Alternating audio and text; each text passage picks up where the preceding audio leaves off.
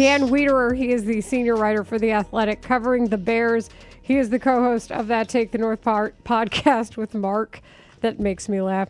And he also wrote an article that speaks to what we are talking about. You know, we discussed earlier what Ben Johnson wants to see in Caleb Williams. And we also talked about the concept of what Ryan Poles wants to see in year two. And Dan, you wrote an article in The Athletic that just came out over the weekend that also adds to this discussion. Yeah. I mean, look, I think the word that we're going to hear a lot going forward here is efficiency, and then trying to define it through the eyes of Ben and the coaching staff in regards to just being a little bit more on script more regularly, of being able to find those easy completions that are schemed up for you, the checkdowns that get you out of jams, and being able to get that completion percentage above 60 and then towards 62 and then ultimately towards 65 this season on the way to 70, because Ben's not backing off that 70 goal, but he did, I think, temporarily lower the bar here for 2026 to get him to make a jump from 58 to 65. And they believe there's some efficiency things that they can use to get there. Dan, what are people around the league saying about Caleb Williams? Well, I thought was really interesting. Obviously, we all knew how many heads he turned with the things he was able to do late in games, with the highlight reel plays he was able to make.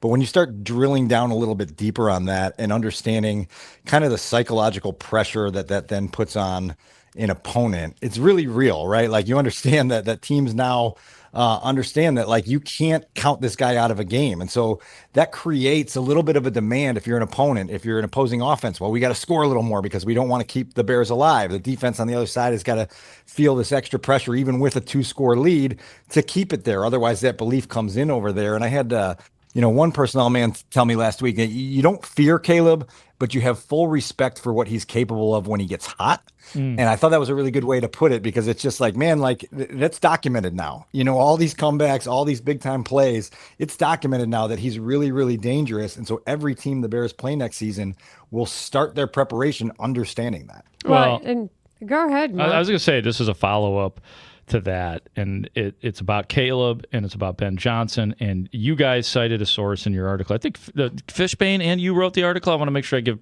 proper credit here. This morning's article on the things we heard from the combine, that was a double dip. Yep. One thing that really stuck out to me about Ben and about Caleb Williams is a personnel man, as you guys put it in the article, citing us that's as your source, saying that Ben Johnson has done a fantastic job of not taking Caleb's playmaking gifts away. And Layla just brought it up too before we came into this segment about how important Ben Johnson has been to Caleb Williams. Can you even put a letter grade on that, or how do you answer that question? There it is. Done. Next question.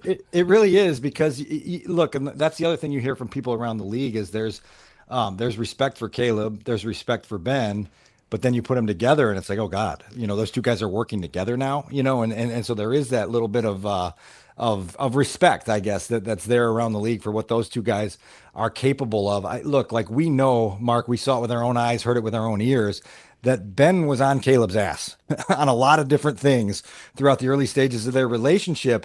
And yet, as you mentioned in that quote that you referenced, he didn't try to turn Caleb into a robot. He didn't try to make him a player he wasn't. He's trying to get him to understand how to play the position while still allowing him to be that artist that he can be as a playmaker. And so far, so good, right? And now all of a sudden, you've got the makings of something that's got great promise.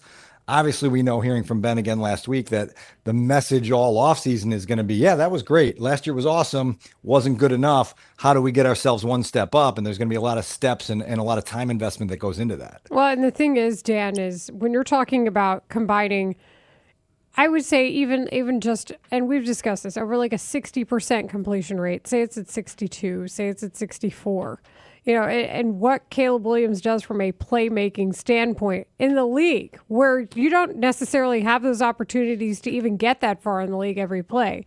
You're talking about a quarterback that even then would be a perennial multi-year Pro Bowl discussion, playoff quarterback. That's a formidable career in the NFL, and I don't think that's the ceiling.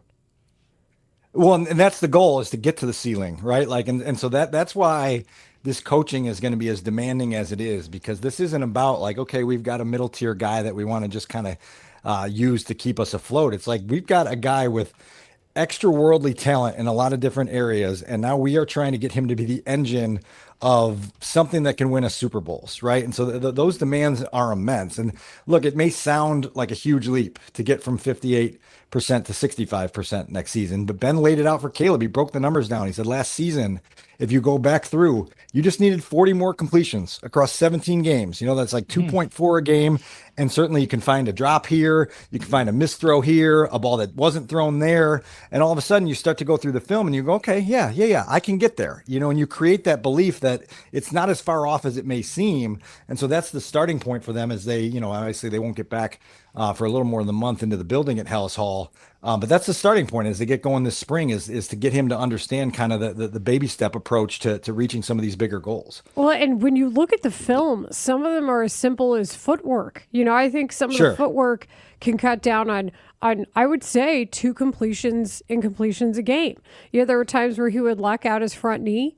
And then if he wasn't set, you kind of knew before he even threw the ball whether or not it would be caught. So that's fixable. Like that's a thing that he can absolutely fix. There's no reason to believe he wouldn't. Yeah, there's mechanics, there's system comfort. I think like that's going to be a big thing is obviously they don't have to start from ground zero in terms of putting in the offense and getting Caleb to understand it. He's becoming more familiar with Ben's concepts, which should be able to make him play faster, which then gets the ball where it needs to go sooner.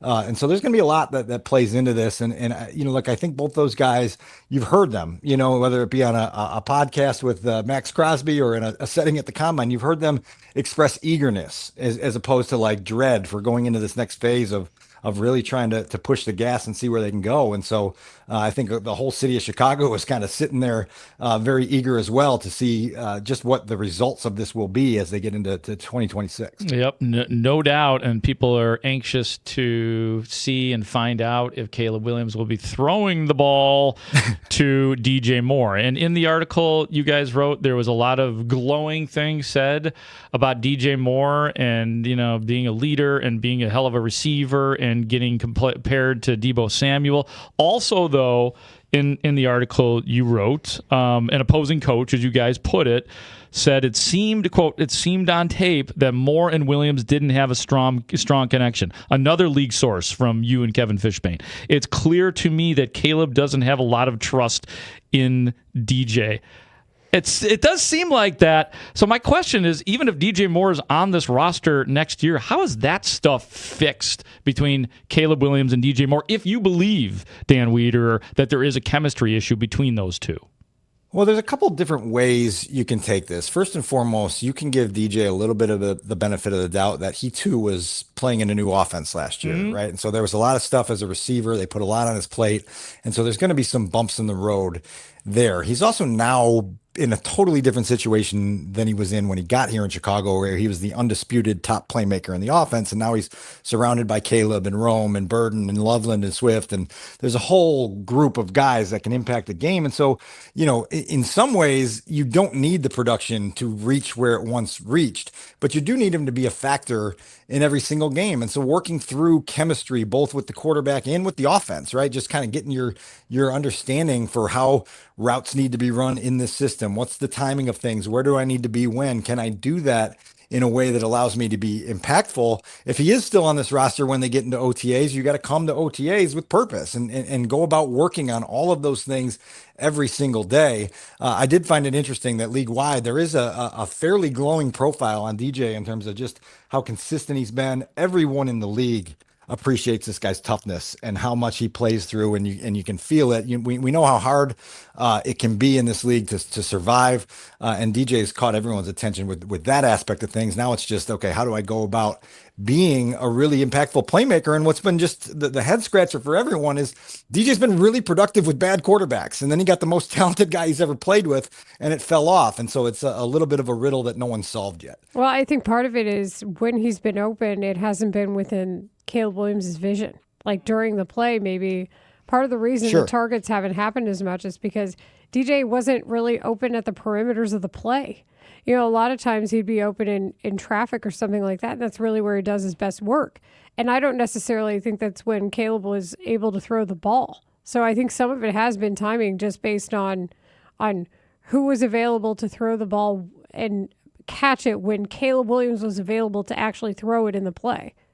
Yeah, and we couldn't get a consensus at all from folks that we talked to on whether there's an anticipation of a DJ trade, whether it's going to be something that doesn't happen. And so this is that week, right? Like we've already seen some moves started to be made around the league. This is that week ahead of free agency where some of this stuff starts to lock in, and so we'll kind of see where it goes as the week goes on. Well, I think also a big part of this, and we've talked about this today, Albert Breer highlighted him, and I know it's been percolating, and there's been red flags here and there that kind of surfaced last year between A.J. Brown's relationship and the Eagles, but that's going to affect a market more than anything if he's available, and he's making more than DJ.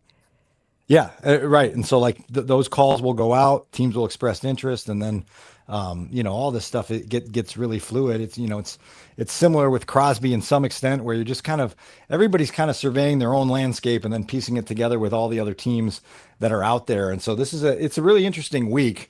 Look, like the Bears have a ton of work to do between today and the time the month ends. Like they've got 53 players, I think, that are under contract as of next Wednesday. That leaves you 37 roster spots to fill before OTAs. And so you've got the draft class, you've got undrafted free agency, you got some guys that you will resign, but that's a lot of work and you don't have a ton of space. And so they're going to have to figure out that entire puzzle. Yeah, it's funny because there's this huge rush of draft talk that goes on because it's the combine and all those to be drafted players are there, but we're so far away from being able to fill in that blank of the draft because of free agency, which opens on March 11th.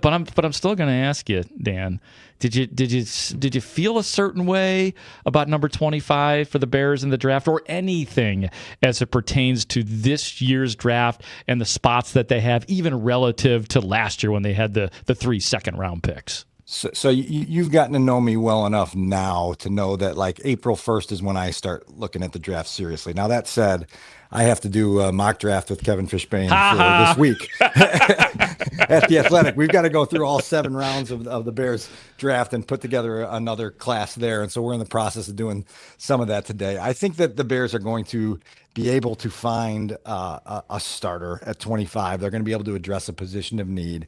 And look, like we've talked about the depth of this edge rushing class, there's probably going to be a good one or two available for them at 25. If it's not the flavor they like, they can wait, and they can wait till day 2 and try to adjust that as well.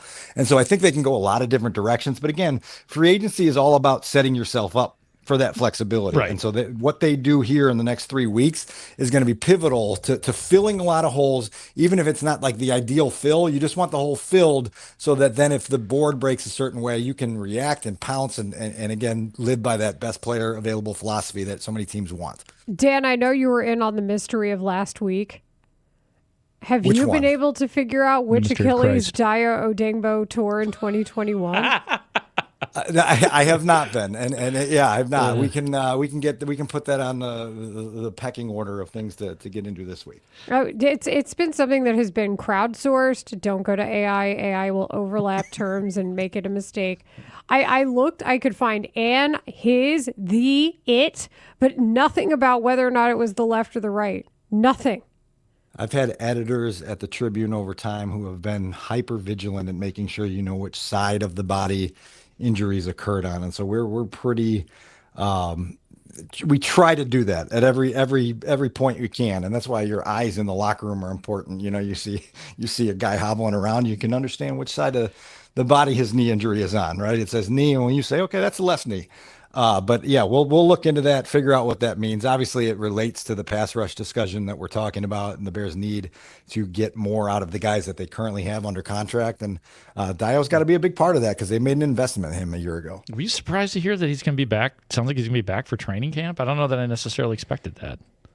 No, I mean, we'll see what the ramp up period is. His injury was early enough, I guess, probably in the season where I lived through the Adrian Peterson ACL rehab where it was like, oh man, the guy tore his ACL on Christmas Eve. There's no way he's back. He's back for the season opener and wins MVP that was season, crazy. right? Like so Adrian's a different case, but it was a reminder to me of how far technology has come and how the medical rehab process is. It can be it can be accelerated quickly for these high level guys, and the Bears are going to have to monitor that with a handful of guys. Yeah, but what if it's the same Achilles? That's the thing. That's where You got the to be careful, right? Yeah, but that's where the caution. recovery What time side comes. was it? Yeah, that's where it comes into play. And Yeah. especially when you gave guaranteed money to that guy, knowing he had a previous one. And Dan, the reason why nobody knew is because it was during his training for the draft. Yeah, so we'll call the Take the North investigative team, and we'll get on that here, and we'll hopefully have an answer before we get too deep into I mean, spring. people started doing Google image searches just to see. Do you know what I ended up finding? Him and Chris Emma. It was Montez. It was actually a Montez Sweat Chris Emma It's picture. a pillow. That's the best I can. So that's where my research took me. It just took me back to here. How many Achilles has Chris Emma torn? Why are you putting that voodoo on people? That's a good question. I'm just curious. I don't know. Well, maybe maybe I should have asked Emma about that. Yeah, why his picture would show up in that image search. I mean, what did I tell? up? See, Grote, what did I tell you about people messing with Emma at Hallis? See, that's See? what happens. See? You're right. There's a lot of stuff going on. It is. By the way, we were just talking about Cassie Carlson. She's with us tomorrow. Is that right? On yeah, Take? What do we got coming up on Take the North this week, Dan? Hey, everybody. Listen, Cassie crushes the offseason, and she has a show called The Offseason on Fox. And you go down to the combine and you watch her work, and you watch the number of different people that they're able to kind of reel in and talk to on the show. As you had, one-on-one with Ben Johnson, one-on-one with Ryan Poles, one-on-one with Jeff King, and then all sorts of people around the league as well. So there's a lot to unpack about her Indianapolis experience. I know you'll look forward to that as much as I am tomorrow of getting some of that insight. Absolutely, and I'll look forward to talking to you and seeing I you, missed Dan. you in Indy, Grote. I really did. I know. It's a kind of a heartbreaking thing to be down there without you. I had non-joking around fear of missing out and just seeing you there and missing you and everybody and not walking 40,000 steps a day. In the night. I missed it all. Yeah, we had to connect over StreamYard, and then you had to watch people walk into the JW Marriott gym and try to figure out if they were working out or breaking in. It's pretty funny. If you want to go back and watch some of the Take the North episodes from the Combine, Dan is talking about, with Sean Payton we saw, in the background. Some people we couldn't... Eric Studesville was making a call 4 feet from me while we were recording. Right. It was, crazy. You get an idea of what the Combine is all about if you watch Take the North, because it is just that. It's people moving, and it's like, oh, there's that, and you don't really have enough time to see everybody. That's why I call it Choose Your Own Adventure, and I missed my adventure this year. Do you know what else it is? Still there. It's a tough scene for guys who walk while talking on the phone because you don't have the space. You don't have the space to be strutting around with your thoughts on the phone because there's other people doing the same thing. That's so right. who's going to win that walk? Who? Wow. No question. I got a lot of steps in last week, so I won a lot of walks, but maybe probably got a little bit more to do this week too. Also, every time I think about you two talking to each other, now all I picture is the John Greenberg picture of you two looking at each other with adoration and happiness. Well, why wouldn't we be? The Bears just beat the Packers in a playoff playoff game. win, right? All the first playoff victory I ever covered in the NFL. So whoa, wow, that's crazy, man. How long have you been covering the NFL? Since what year? 15 years, and then there were 2 years sort of as halftime covering it in 2003-04 when I was working out in Naperville. So yeah. Okay. See, and the goal is to get you somebody who looks at you the way Grote looked at Wiederer. That's all you want. I was just so happy, and the adrenaline and everything. It was like, something had been lifted from the world that day. Chronicling history. It's important. That's what it was. We were chronicling history in the bowels of Soldier Field, which was beautiful. Yeah. It's precious. Which is still the home of the Chicago Bears. It is the home of the Chicago Bears. We didn't even ask you a stadium question. Probably Arlington Heights? Yeah. Thanks, Dan. Okay, see ya. All right, if you're good with it, that's Dan Wiederer back from the Combine. We look forward to the Take the North podcast with Mark and Dan and Cassie Carlson.